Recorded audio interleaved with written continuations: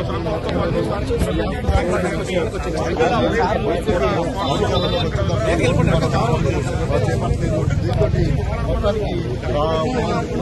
వచ్చాక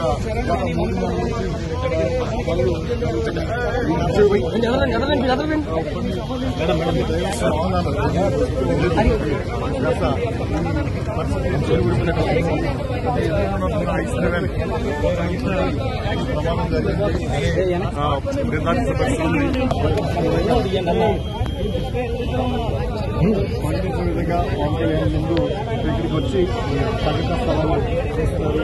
తర్వాత ఇప్పుడు ఎక్కడి నుంచి బయలుదేరి పిఠాపురం వెళ్తారు. పిఠాపురంలో ఇక్కడ గోకులాన్ని ప్రారంభిస్తారు. ఆ తర్వాత సంక్రాంతి సంబరాల్లో పాల్గొంటారు.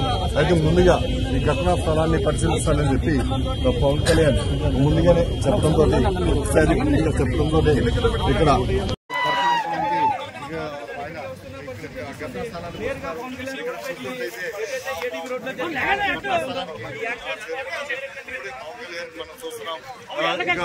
పవన్ కళ్యాణ్ ఇప్పుడు ఏదైతే బైక్ మీద దెబ్బతిని ఇక్కడికి వచ్చారో ఎవరైతే గతంలో చెందారో కుటుంబాలు కూడా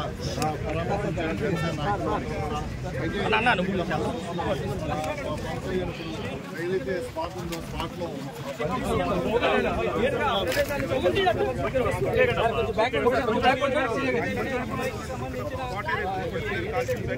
ఏ స్థాయిలో జరిగిందో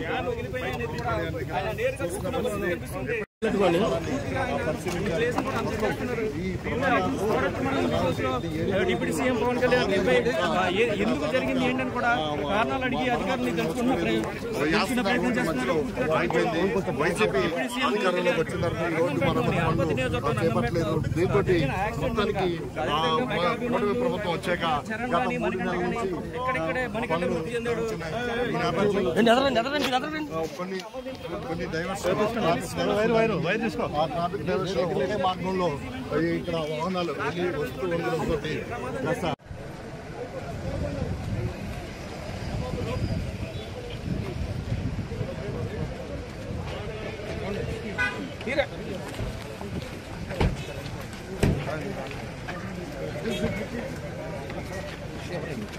ఉందన్నా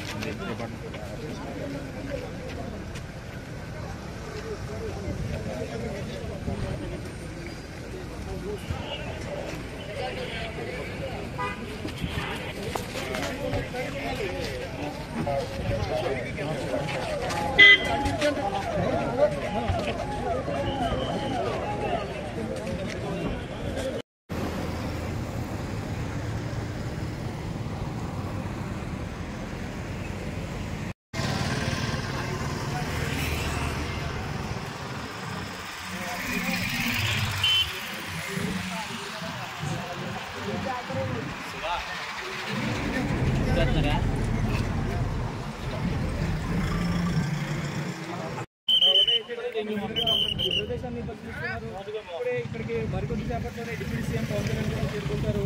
ఆయన కూడా నేరుగా ఇక్కడ యాక్సిడెంట్ ఎలా జరిగింది, ఎందుకు జరిగింది అనే కారణాలు కూడా పూర్తిగా గాయత్రి మనం ఇక్కడ చూస్తున్నాం. మనకి ఒక 3 నిమిషాల్లో AP deputy CM Pawan Kalyan ఇక్కడ చేరుకుంటారు. రాజమండ్రి ఎయిర్పోర్ట్ నుంచి బయలుదేరి 20 నిమిషాలు అయింది. ఇప్పుడే పరిశీలిస్తున్నారు.